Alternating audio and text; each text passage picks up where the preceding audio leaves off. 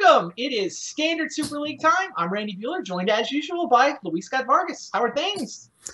Things are pretty good, pretty good. I just got back from Charlotte, actually, Sunday night. How was Charlotte?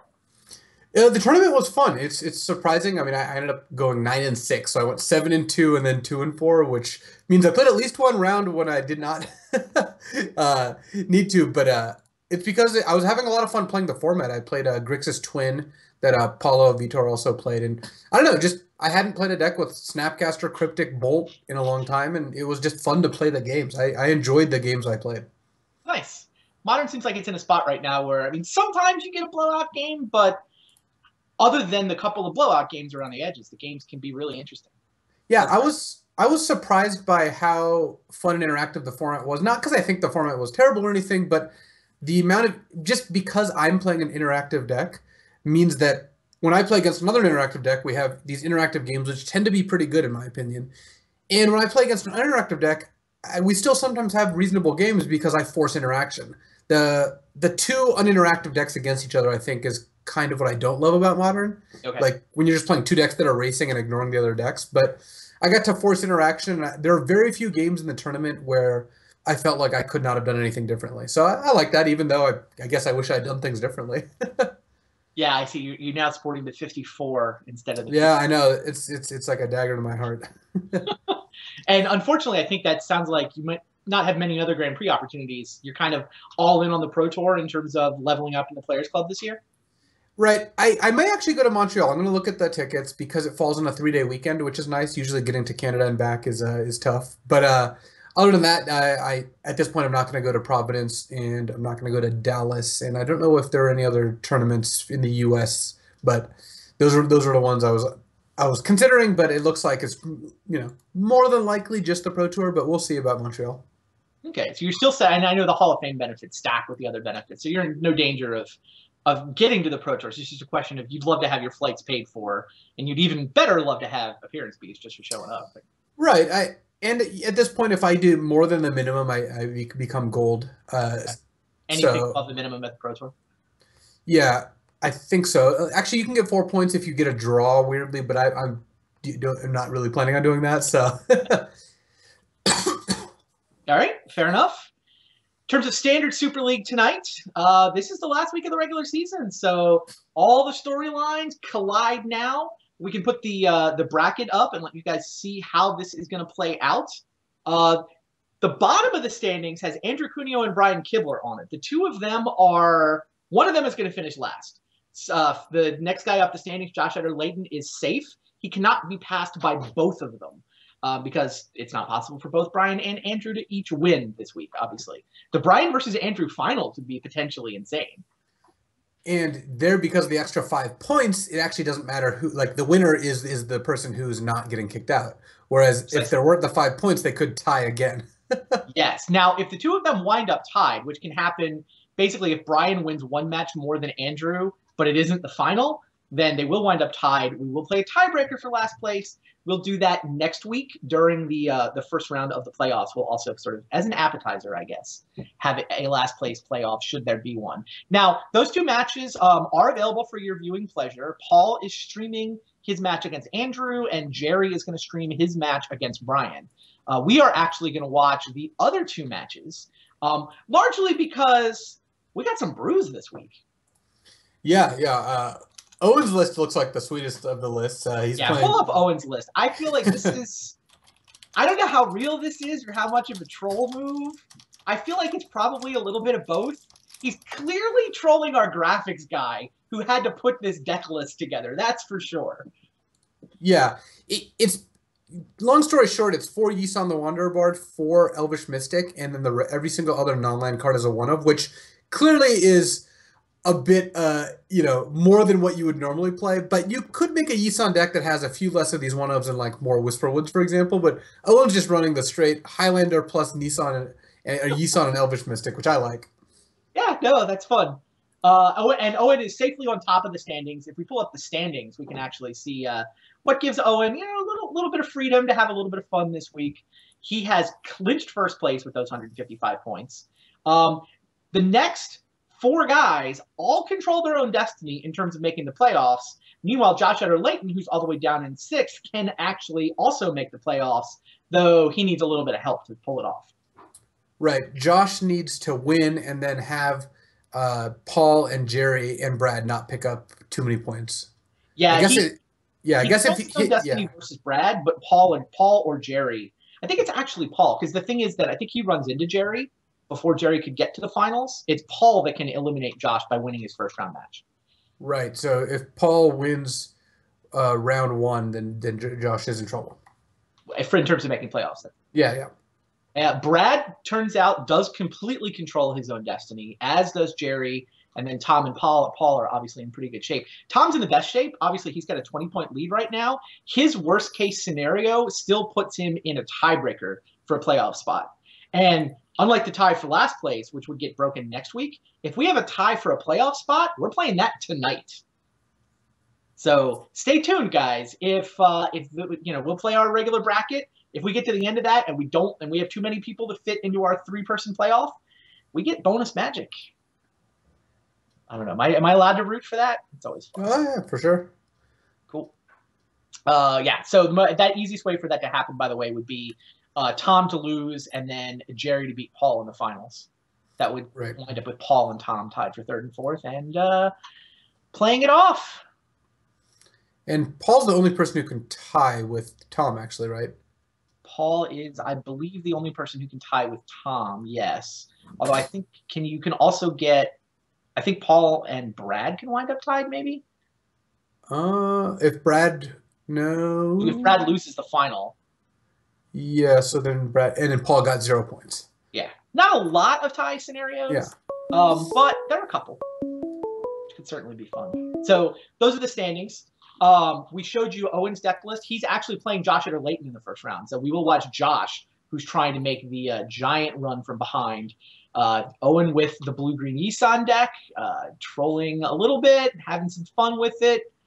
Josh, meanwhile, he's on Esper Dragons. Yeah, it's actually kind of funny that Josh, is closing out the league with potentially the most real deck he's played, and the deck that I think he might be considering for Providence. We'll see. Sure. Esper Dragons is actually 0-3 in Standard Super League play so far. This is not a deck that has done particularly well. This is the 4th time somebody's run it, which is actually the most. No deck has been played more than 4 times.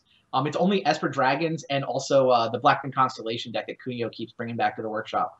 He's running it again, so there's the 4th copy of that. They're the only decks that have been played 4 times.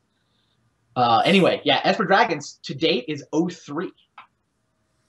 Yeah, is that just random, or do you think that's something about the way this league is playing out? It might be that some amount of that could be anticipatory. Like Paul Cheon played it once when I believe his opponent had some inkling that Paul might play this, because this is the deck that Paul just came off the Pro Tour playing and an RPTQ win playing, for example. Sure. But some of it is, it's only played 3 matches. It's just like Red Green Devotion, has crushed in this tournament so far. Yep. So I think that when you're talking about 1 to 2 players, 3 players playing it, it's not a huge sample size. But on the other hand, Josh before today was like, man, every deck Owen's played has been good against Esper, so I hope he doesn't do that again. He just, because Owen has played 4 Thoughtseize and a bunch of Duress in like all of his decks. He does not have Thoughtseize this time around. Nope, that he does not. The stats, by the way, are pretty interesting. We're at 34 different decks played out over the course of Standard Super League. So that's of a possible 56, right? 7 weeks of Standard times 8 players. 56 total deck copies, and 34 of them are different. We've had 4 weeks where there were 8 different decks played, 3 weeks where there are 7 different decks played. And then that's all 7 weeks right there. Yeah, it's pretty insane, just the amount of diversity we've seen. And it is pretty funny that Owen's managed to play Abzan Control to great finishes over and over again. So he's actually only played Abzan Control a couple times. It was Abzan Aggro when he won the first time. True. I would say Abzan Control at 7 wins, including a week win, and Green Red Devotion at 7 wins, including 2 week wins, are probably the 2 decks that have done the best. Yeah. And then Abzan Aggro did pretty well too. Owen's Abzan Control list is kind of here, right? Because Paul is playing a very similar deck list to that. Oh, that's fair. Yeah, I called it Abzan Megamorph this week. I felt like he had more. Owen did right because he has Raptors where Owen had sweepers. So Owen played Deathmatch Raptor in at least one of his decks. I think he might have played the same Deathmatch Raptors multiple times actually, just because Owen was also playing Seder Wayfinders. Like Owen was playing, I think basically this list. Yeah, I think I called that one Abzan Megamorph, and then he switched to the Yuki Ichikawa list, which we called Abzan Control. Obviously, all the Abzan decks, like, it's a spectrum, right? It's a spectrum from Warden of the First Tree up to Ugin, and Owen has played, I feel like 3 distinct points on the spectrum. This is kind of one of the ones in the middle, in my mind. I don't know. I feel like the naming conventions break down. You get all the decks kind of overlap by 20 cards, and then they get your Megamorph package, sometimes. Dragon package. Say again? It said or more sometimes. I mean, frequently these Abzan decks are like, 48 cards the same or something along those lines. All true. All right. I do want to talk about one other thing. We've got about 4 minutes left before we get down to our first match, which, like we said, is going to be Owen against Josh. The match we're holding, by the way, is Tom against Brad. I just want to very quickly tease you guys with Tom's deck list. Check this out. This is the match we're holding. I got to see this. I'll just show you a flash. I look forward to watching this. Let's leave it there. But meanwhile, the other thing I did want to talk about, so we can spend a couple minutes before we get to the top of the hour. That was a big spoiler. Origins hype has started up, and look what went live today. This is Kytheon, Hero of Akros. Potentially a little spoiler. Yeah. Little spoiler, just a Savannah Line variant, no big deal. W for 2/1, right?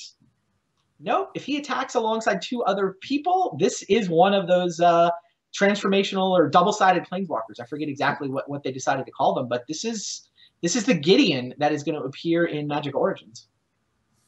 Yeah, this is a pretty sweet little planeswalker where Gideon comes out, or Kytheon comes out as a 1-mana 2/1 with getting indestructible is not an irrelevant ability, and then can flip into one of the more aggressive planeswalkers just because Gideon's frequently just kind of smashing for 4 a turn.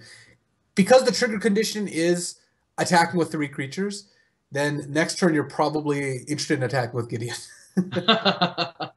So you figure he's going to show up mostly in fairly aggressive white creature decks where Gideon's 3rd ability, the 0, is the one that's going to get used the most? I would imagine so, just because if, first of all, you have to be in the market for 1 white for a 2/1, and you have to have a lot of other creatures to attack with, both of which lend you to attacking more with the Gideon. I don't think this is like a control card in any way. But then the other thing that happens is you wind up with a second main phase activation of Gideon. Like the first time you activate him, you're going to be using one of the pluses, right? Yeah, frequently it's going to be untapping a creature and making it indestructible so that it can protect Gideon. Wow, until your next turn, target creature gains indestructible. I missed that clause. Pretty sweet little card. Yeah, you flip him, you either force them to attack Gideon or make somebody indestructible. And then he starts attacking as a 4/4 instead of your 2/1.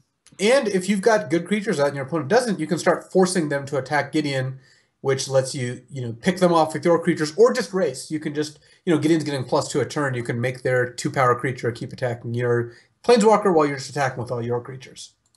Super sweet. Yeah, the way Origins plays out, I don't know how many of you guys have started paying how much attention to the hype around Origins, but there's, we get to watch these Planeswalker origin stories. Like the Origins is the origin of the Planeswalker, and so the story moment that you see here is essentially Kytheon planeswalking for the first time. Kytheon, turning on his Planeswalker spark. I know that on the website last week there was actually a story, Chandra's origin story is up, Chandra's origin in the Uncharted Realms article series that happens on Daily MTG. Pretty interesting. I don't know if I actually don't read a lot of the lore, but I read the Chandra story, and I quite enjoyed it. I think that the stories help justify doing these like incredibly, incredibly complicated double-faced cards, which is awesome. I mean, that if these cards tell a good story, which they do, and all their trigger conditions, tie into the story, which they should. That's a way to get these this cool gameplay and this cool story to merge, because you can't just do if this card didn't have flavor, you just couldn't do it. Like, why do you have a card that has so many different things going on? But it turns out when you've got a good story, you can kind of stretch the bounds of complexity a bit. Yeah, Yeah, that's a great point. I do think you spend a lot of complexity points on a card like this, but I'm with you. I think it is worth it. Card looks sweet. Speaking of sweet, let's go watch some Magic. We will head down to the match between Owen Turtenwald and